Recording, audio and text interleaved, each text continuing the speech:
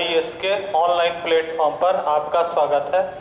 पिछली क्लास में हमने जो है पंचायती राज अनुच्छेद पर चर्चा की थी, जिसमें हमने पंचायती राज से संबंधित जो 12 अनुच्छेद थे, 16 टोटल अनुच्छेद थे, 16 अनुच्छेद में हम 12 अनुच्छेद की चर्चा जो है कर चुके हैं। जो आखिरी अनुच्छेद था जिस पर हमने चर्चा की थी, आर्टिकल 243। आर्टिकल 243 में हमने आपको पढ़ाया था कि राज्य निर्वाचन आयोग के बारे में बताया गया है। राज्य निर्वाचन आयोग, स्टेट इलेक्शन कमीशन या राज्य निर्वाचन आयोग के गठन के बारे में प्रावधान किया गया है कि पंचायतों का चुनाव और नगर पालिकाओं का चुनाव, जो नगरीय निकाय चुनाव होते हैं और जो पंचायती राज चुनाव होते हैं, वो सब चुनाव कौन कंडक्ट करवाएगा? वो राज्य निर्वाचन आयोग करवाएगा। ठीक है ना, ये चीज हमें ध्यान रखना है। आर्टिकल 243 में इतनी चर्चा हम पिछली क्लास में कर चुके थे। अब 4 अनुच्छेद हमारे और बचते हैं पंचायती राज से संबंधित। यहाँ से हमारा पंचायती राज से संबंधित जितने भी महत्वपूर्ण तथ्य थे या इम्पोर्टेंट जो भी फैक्ट थे, वो सब हमारे डिस्कशन हो जाएंगे। उसके बाद फिर हम मध्य प्रदेश में पंचायती राज अधिनियम किस प्रकार लागू किया गया, इस पर चर्चा करेंगे। उसके बाद फिर हम नगरीय निकाय पर चल देंगे। देखिए, आर्टिकल 243 के बाद है, आर्टिकल 243 के बाद जो 13वां अनुच्छेद है, उसमें 243 के बाद 243L आता है। और इस 243L में संघ राज्य क्षेत्रों में लागू होना, संघ राज्य क्षेत्रों में लागू होना, ये हमारा आर्टिकल जो है आर्टिकल 243L है। अब इसका मतलब क्या है ये हम समझ लें। संघ राज्य क्षेत्रों का मतलब होता है यूनियन टेरिटरी, जो केंद्र शासित प्रदेश है। तो आर्टिकल 243L में संघ राज्य क्षेत्रों में लागू होना, लागू होना।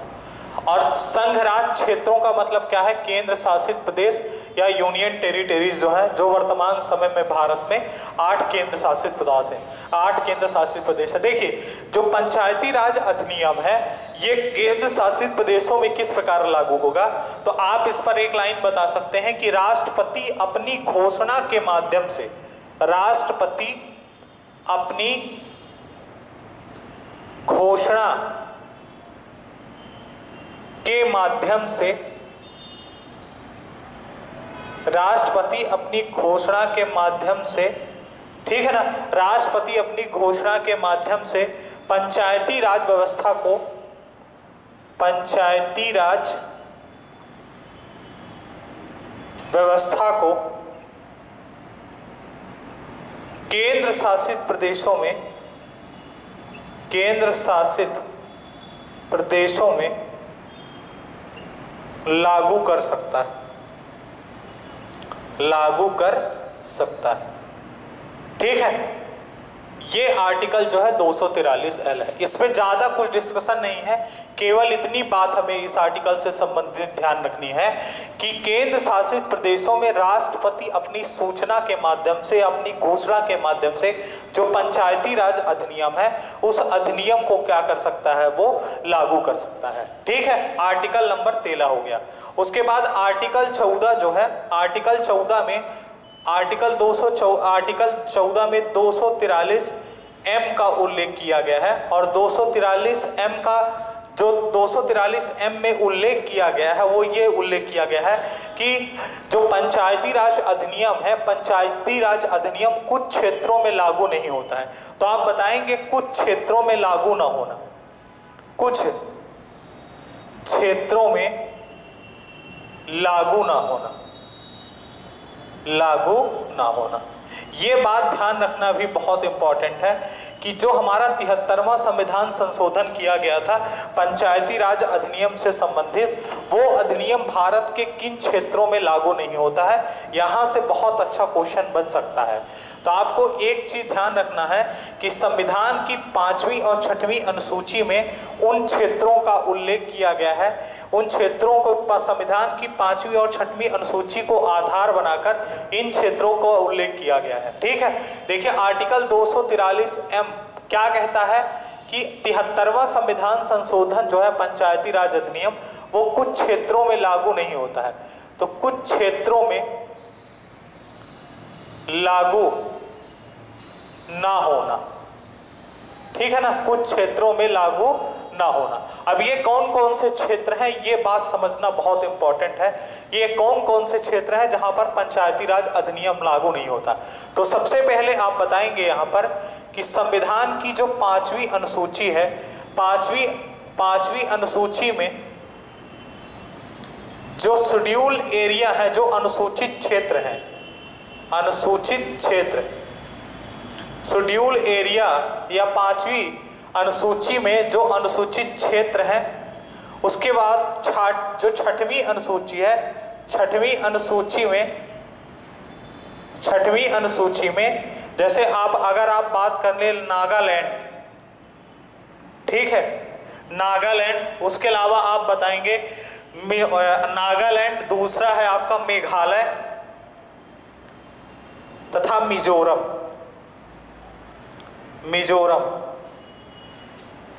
नागालैंड, मेघालय और मिजोरम, इन क्षेत्रों में आप इस पे लिख लीजिएगा बना के कि 73वें संविधान संशोधन के तहत, ऐसा लिखिएगा, 73वें संविधान संशोधन के प्रावधानों के तहत, 73वें संविधान संशोधन के प्रावधानों के तहत संविधान की 5वीं अनुसूची में वर्णित अनुसूचित क्षेत्र तथा संविधान की 6वीं अनुसूची में नागालैंड, मेघालय तथा मिजोरम, नागालैंड, मेघालय तथा मिजोरम में चुनाव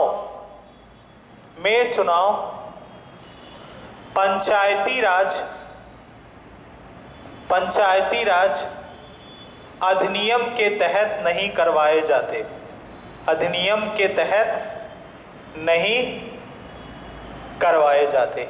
ये 3 राज्य आप रट लीजिएगा।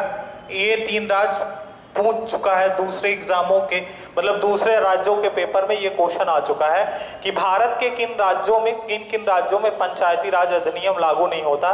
तो 5वीं अनुसूची में, जो संविधान की 5वीं अनुसूची में जो अनुसूचित क्षेत्र वर्जित है, उनमें जो अनुसूचित क्षेत्र है, शेड्यूल एरिया है, और संविधान की जो 6वीं अनुसूची में नागालैंड, मेघालय और मिजोरम, इन राज्यों में पंचायती राज अधिनियम के तहत चुनाव नहीं करवाए जाते हैं। इसके अलावा भी कुछ और ऐसे क्षेत्र हैं जहां पर पंचायती राज अधिनियम के इन 3 राज्यों में आप ये बता सकते हैं कि पूरी तरह से कंप्लीटली पंचायती राज अधिनियम के तहत चुनाव नहीं करवाए जाते हैं। लेकिन कुछ ऐसे राज्य हैं भारत में जिनके केवल कुछ हिस्सों में पंचायती राज अधिनियम के तहत चुनाव नहीं करवाए जाते। तो उनमें आप बताएंगे, तथा करके आप लिख लीजिएगा या इसके नीचे नोट कर लीजिएगा कि पश्चिम बंगाल का दार्जिलिंग क्षेत्र तथा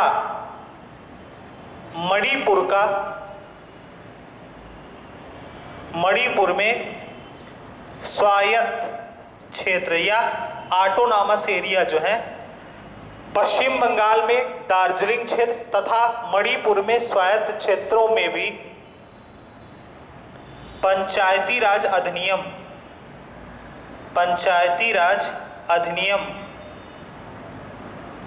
के तहत चुनाव नहीं करवाए जाते। पहले आप ध्यान रखिएगा कि जैसे हमने यहां पर लिखा कि नागालैंड, मेघालय और मिजोरम, पहले जम्मू कश्मीर भी इसमें आता था, लेकिन फिलहाल जम्मू कश्मीर यहां से हट चुका है, ठीक है। तो नागालैंड, मेघालय और मिजोरम में पूर्णतः इन तीनों राज्यों में पंचायती राज अधिनियम के तहत कंप्लीटली चुनाव नहीं करवाया जाता है 73वें संविधान संशोधन के प्रावधानों के तहत।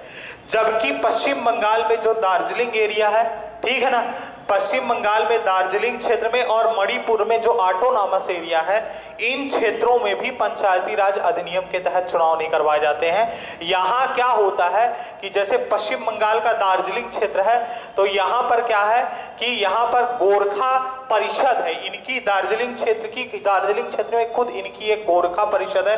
उसी प्रकार मणिपुर में जो ऑटोनॉमस एरिया है, वहां पर खुद की जिला परिषद है। ये अपना चुनाव खुद करवाती हैं, इसलिए इन क्षेत्रों में भी पंचायती राज अधिनियम के तहत चुनाव नहीं करवाए जाते हैं। लेकिन एक चीज ध्यान रखिएगा, करवाए नहीं जाते हैं, लेकिन ऐसा जरूरी नहीं है कि करवाए, हमेशा नहीं करवाए जा सकते। भारत का संसद अगर चाहे, संसद को ये पावर है कि संसद को ये पावर है कि संसद संविधान में कुछ ऐसा संशोधन करके जो चुनाव यहां पर नहीं करवाए जाते क्योंकि ये अपवाद हैं, तो इन अपवादों को क्या कर सकती है, वो समाप्त कर सकती है। संसद को अधिकार है ये कि संसद संविधान में ऐसा चाहे तो कोई अधिनियम बनाकर या कोई संशोधन करके चुनाव करवा सकती है। लेकिन वर्तमान समय में क्या है कि पश्चिम बंगाल के दार्जिलिंग क्षेत्र में और मणिपुर में ये जो ऑटोनॉमस एरिया है, पहाड़ी एरिया है, समझ रहे हैं, तो इन पहाड़ी एरियो में क्या है, खुद की जिला परिषद है जो अपना चुनाव सेल्फ कंडक्ट करवाती है ये। उसके अलावा इन 3 राज्यों में क्या है कि इन 3 राज्यों में क्या किया गया है, इन 3 राज्यों में पंचायती राज अधिनियम के तहत पूर्णतः मतलब पूरी तरह से इन 3 राज्यों में चुनाव नहीं करवाए जाते। इसलिए जब क्वेश्चन आएगा तो आपको कंफ्यूज कर देगा। कंफ्यूज ऐसे कर देगा कि जैसे मान लीजिए आपके सामने क्वेश्चन आ गया कि निम्नलिखित में किन किन राज्यों में पंचायती राज अधिनियम के तहत चुनाव नहीं करवाए जाते, और आपको ऑप्शन में दे दिया, जैसे एक ऑप्शन दे दिया नागालैंड, मेघालय और पश्चिम बंगाल, तो बहुत सारे लोग पश्चिम बंगाल टिक कर देंगे। पश्चिम बंगाल में कुछ क्षेत्र है, जैसे दार्जिलिंग का क्षेत्र है, बाकी पश्चिम बंगाल में और दूसरे क्षेत्रों में पंचायती राज अधिनियम के तहत चुनाव करवाए जाते हैं। उसी प्रकार जैसे मान लीजिए मणिपुर किसी ऑप्शन में रख दिया तो वहां पर भी कंफ्यूज हो जाएंगे आप।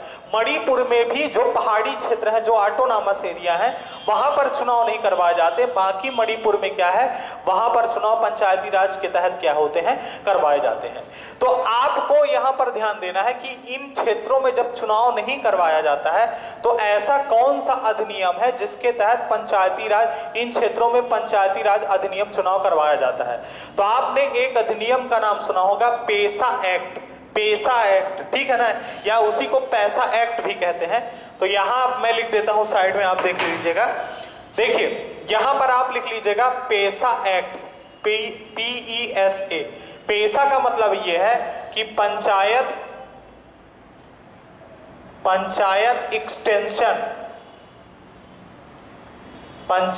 एक्सटेंशन शेड्यूल एरिया, या आप इसको हिंदी में बोल सकते हैं, ये जो पेशा है इसका हिंदी में आप इसको बताएंगे कि अनुसूचित क्षेत्रों में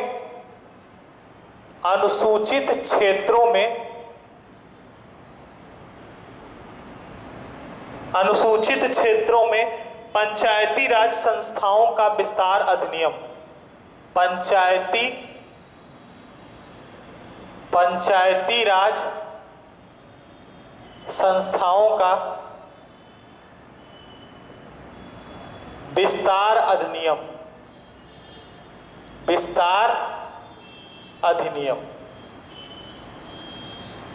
ठीक है।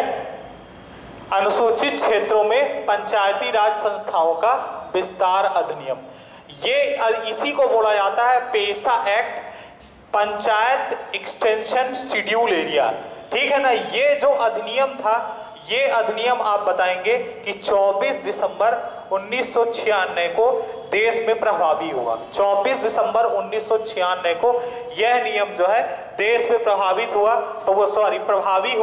और इस अधिनियम के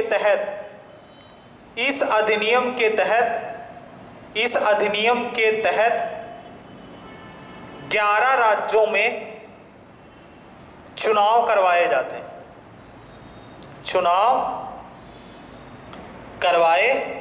हैं, ठीक है ना। ये बात ध्यान रखना है कि जिन क्षेत्रों में पंचायती राज अधिनियम लागू नहीं होता उन क्षेत्रों में जो पंचायत अनुसूचित क्षेत्रों में पंचायती राज संस्थाओं का जो विस्तार अधिनियम है, पंचायत एक्सटेंशन शेड्यूल एरिया में ये पेशा जो एक्ट है, पेशा एक्ट के तहत चुनाव करवाए जाते हैं। और ये एक्ट जो है 24 दिसंबर 1996 से देश में प्रभावी हुआ। इसके तहत 11 राज्यों में 11 राज्यों के पूरे मतलब जो राज्य शामिल किए गए हैं 11 राज्य, उनमें नहीं कि उन पूरे क्षेत्रों में इन पंचायत राज अधिनियम के तहत चुनाव न करवा के इस अधिनियम के तहत चुनाव करवाया जाता है। उनमें जो अनुसूचित क्षेत्र हैं, ये बात ध्यान रखिएगा, जैसे मध्य प्रदेश, इन 11 राज्यों में मध्य प्रदेश भी शामिल है। मध्य प्रदेश के कुछ हिस्सों में भी क्या है कि इस अधिनियम के तहत जो है चुनाव करवाए जाते हैं। मध्य प्रदेश है, राजस्थान है, तेलंगाना है, समझ रहे हैं, 11 टोटल ऐसे राज्य हैं जिनमें थोड़ा क्या है, आपके कुछ क्षेत्रों में क्या है, इस अधिनियम के तहत चुनाव करवाए जाते हैं। तो ये आपको ध्यान रखना है आर्टिकल 243M। उसके बाद जो नेक्स्ट आर्टिकल है 243N, विद्यमान कानूनों एवं पंचायतों का बना रहना। ठीक है, नोट कर लीजिएगा आप इसको। आर्टिकल 243 के बाद 15वां आर्टिकल है आपका ये विद्यमान 243N, विद्यमान कानूनों, विद्यमान कानून व पंचायतों का बने रहना। ठीक है ना, ये आपका आर्टिकल नंबर क्या हो गया 243M। अब देखिए इसका मतलब क्या है, इसका मतलब ये है कि देखिए हमें ये पता है कि 24 अप्रैल 1993 को पंचायती राज अधिनियम पूरे देश में लागू हो गया। 24 अप्रैल 1993 को, जैसे हमने आपको पहले बताया था कि 22 दिसंबर को और 22 दिसंबर 1992 को लोकसभा में पेश हुआ, वहां पास हुआ। उसके बाद 23 दिसंबर को राज्यसभा में पास हुआ। उसके बाद 17 राज्यों की विधानसभाओं में भेजा गया। उसके बाद फिर क्या हुआ, उसके बाद फिर 20 अप्रैल को राष्ट्रपति ने सिग्नेचर किया और 24 अप्रैल को भारत के गजट पत्र में प्रकाशित हुआ और पूरे देश में प्रभावी हो गया।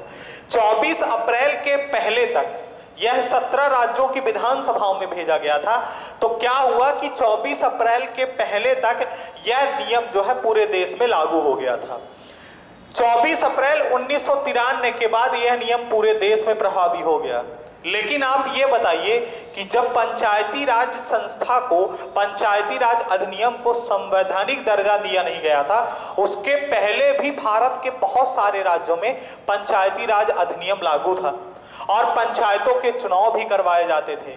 तो ये कहा गया, इस आर्टिकल के तहत ये कहा गया कि जिन राज्यों में 24 अप्रैल 1993 के पहले पंचायती राज अधिनियम लागू है, वो अधिनियम 24 अप्रैल 1993 के अगले एक वर्ष तक वो राज्य अपने राज्य में लागू कर सकते हैं।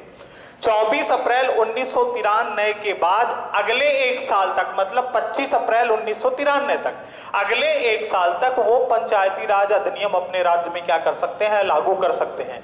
लेकिन एक साल के बाद अगले साल उन्हें जो ये 73वां संविधान संशोधन के तहत पंचायती राज अधिनियम लाया गया था, उस अधिनियम को लागू करना पड़ेगा। पहली चीज ये कही गई थी। विद्यमान कानून का मतलब यह है कि पहले से बहुत सारे राज्यों में पंचायती राज अधिनियम के तहत कानून बनाए जा चुके थे और पंचायती राज चुनाव होते थे। केवल बात यह थी कि उनको संवैधानिक दर्जा नहीं मिला था, कॉन्स्टिट्यूशनल में उनको स्पेस नहीं मिला था। जैसे ही उन्हें संवैधानिक दर्जा दिया गया तो ये कहा गया कि जिन राज्यों में पहले से पंचायती राज अधिनियम लागू है और पंचायतों के चुनाव होते हैं, वो उस अधिनियम को, उस पुराने नियम को 24 अप्रैल 1993 के बाद अगले एक साल तक लागू कर सकते हैं।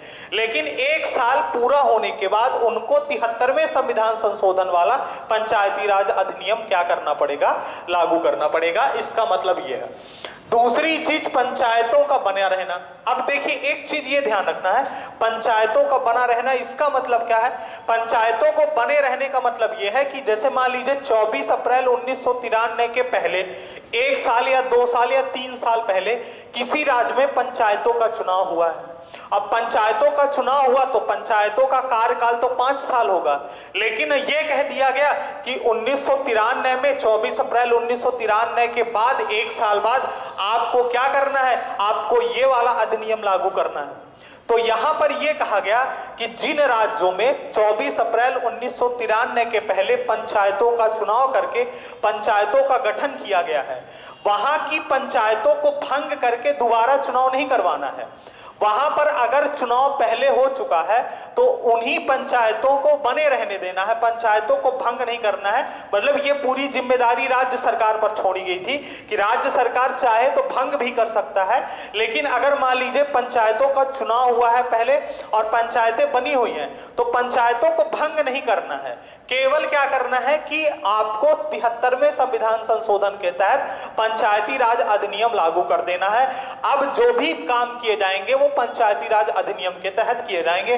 उसके बाद जब उन पंचायतों का कार्यकाल 5 साल पूरा हो जाएगा उसके बाद आप क्या कर सकते हैं? चुनाव करवा सकते हैं। तो ये मतलब है पंचायतों का बने रहना। पंचायतों का बने रहने का मतलब यही है कि जिन पंचायतों का चुनाव जो है 24 अप्रैल 1993 के पहले हुआ है, पंचायतों का गठन हो चुका है, तो उन पंचायतों को ये नियम प्रभावी होने के बाद भंग नहीं करना है, पंचायतों को बने रहने देना है। और उसके बाद जब पंचायतों का कार्यकाल पूरा हो जाएगा उसके बाद फिर पंचायतों का चुनाव हो जाएगा। और लेकिन यह कहा गया था कि 24 अप्रैल 1993 के 1 वर्ष बाद उनमें पंचायती राज अधिनियम लागू करना है, उनके जो नियम थे उस नियम को क्या कर देना है? समाप्त कर देना है। तो ये आर्टिकल 243N के तहत कहा गया था। ठीक है, विद्यमान कानून एवं पंचायतों को बना रहना।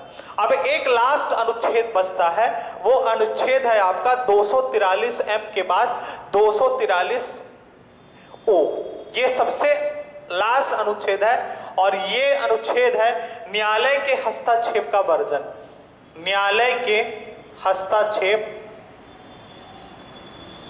हस्तक्षेप का वर्जन, ये सबसे आखिरी अनुच्छेद है, ये बात ध्यान रखना है, न्यायालय के हस्तक्षेप का वर्जन। अब एक चीज ध्यान रखिए, न्यायालय के हस्तक्षेप का वर्जन हमने आपको एक चीज शुरू में ही बता दी थी कि जो पंचायत, जो स्थानीय स्वशासन है या पंचायती राज जो अधिनियम है, पंचायती राज जो अधिनियम से संबंधित जो भी चीजें हैं वो सब राज्य सूची का विषय है। संविधान में क्या है, जो राज्य सूची है उसमें हमें 29 विषय प्रदान किए गए हैं पंचायती राज संस्थाओं के काम करने के लिए। यहां पर ये इंपॉर्टेंट बात है कि देखिए, अगर मान लीजिए राज्य सरकार आपको पंचायती राज अधिनियम प्रदान नहीं करती है या पंचायती राज संस्थाएं प्रदान नहीं करती है तो राज्य सूची का विषय है, इसलिए आप उसमें न्यायालय में जाकर हस्तक्षेप नहीं कर सकते हैं। यहां पर यही बात कही गई है कि न्यायालय के हस्तक्षेप का वर्जन। इसका सीधा सा मतलब यह है कि अगर पंचायती राज संस्थाओं से संबंधित कोई भी विवाद होता है, न्यायालय के हस्तक्षेप के वर्जन का मतलब समझ लीजिए अच्छे से कि इसका मतलब क्या है। न्यायालय के हस्तक्षेप के वर्जन का मतलब यह है कि अगर पंचायती राज संस्थाओं से संबंधित किसी भी प्रकार का विवाद होता है, उस विवाद को निपटाने के लिए आप न्यायालय की शरण नहीं ले सकते हैं। ठीक है ना, उस विवाद को निपटाने के लिए आप न्यायालय की शरण में नहीं जा सकते हैं अगर वह विवाद पंचायती राज संस्थाओं से रिलेटेड है। क्यों? क्योंकि ये राज्य सूची का विषय है और राज्य सूची के विषय में अगर राज्य आपको नीति निर्देशक तत्व नहीं देता है तो आप न्यायालय में नहीं जा सकते हैं। अब एक चीज ध्यान देना है कि अगर पंचायतों से संबंधित किसी भी प्रकार का विवाद होता है तो हम न्यायालय में नहीं जा सकते, तो इसका निपटारा कौन करेगा? तो आपको ये बात ध्यान रखनी है कि अगर किसी भी प्रकार का विवाद होता है तो उस विवाद का जो निपटारा है, किसी भी प्रकार का विवाद होता है, अभी विवाद मैं बताता हूं कि कौन कौन से विवाद होते हैं, उसका विवाद का जो निपटारा है वो राज्य विधान मंडल, कौन? राज्य विधान मंडल कानून बनाकर, क्या कर? कानून बनाकर क्या कर सकता है, उस विवाद को निपटा सकता है। न्यायालय उस पर हस्तक्षेप नहीं करेगा। केवल किसको अधिकार दिया गया है, राज्य विधानमंडल को। राज्य विधानमंडल उस पर कानून बनाकर क्या कर सकता है, उस विवाद को निपटा सकता है। अब विवाद होगा कैसे, विवाद पंचायतों में किस प्रकार का विवाद हो सकता है। सबसे पहला विवाद हो सकता है परिसीमन, जब होता है क्षेत्रों का तो परिसीमन में विवाद हो सकता है। दूसरा जो सीटों का आवंटन होता है, जैसे सीटें आरक्षित की जाती हैं, उन आरक्षित सीटों को लेकर भी विवाद हो सकता है। तीसरी चीज ये हो सकती है कि सीटों की संख्या को लेकर विवाद हो सकता है। ये जो संबंधित विवाद है पंचायतों से संबंधित, उन सभी विवादों को निपटारा न्यायालय में नहीं किया जा सकता। न्यायालय उस पर हस्तक्षेप नहीं कर सकता। राज्य विधानमंडल कानून बनाकर उन विवादों को निपटा सकता है। ये हमने आपको पंचायती राज अनुच्छेद जो थे 16 अनुच्छेद 243 से लेकर 243 ओ तक जो 16 अनुच्छेद थे, इन 16 अनुच्छेद की हमने आपको पूरी जानकारी दे दी। ये सभी अनुच्छेद ये जान लीजिए बहुत इंपॉर्टेंट है। आप कोई भी पेपर अच्छा से अच्छा पेपर देंगे, उसमें अगर आप मान लीजिए कि पंचायतों से रिलेटेड क्वेश्चन पूछा जाता है तो सबसे ज्यादा चांस यही रहता है कि इन आर्टिकल से क्वेश्चन पूछा जाएगा। इसलिए आप इनको पढ़ लीजिए अच्छे से। अब हम क्या करेंगे इस चैप्टर पर, इस चैप्टर अब हम मध्य प्रदेश में पंचायती राज अधिनियम जब लागू किया गया तो क्या क्या मध्य प्रदेश में किस प्रकार लागू किया गया पंचायती राज अधिनियम, उसके बाद जो भी इंपॉर्टेंट फैक्ट है मध्य प्रदेश में पंचायतों से रिलेटेड, उन पर चर्चा करेंगे हम। उसके बाद जो है हम नगरीय निकाय पर चलेंगे। ठीक है, धन्यवाद।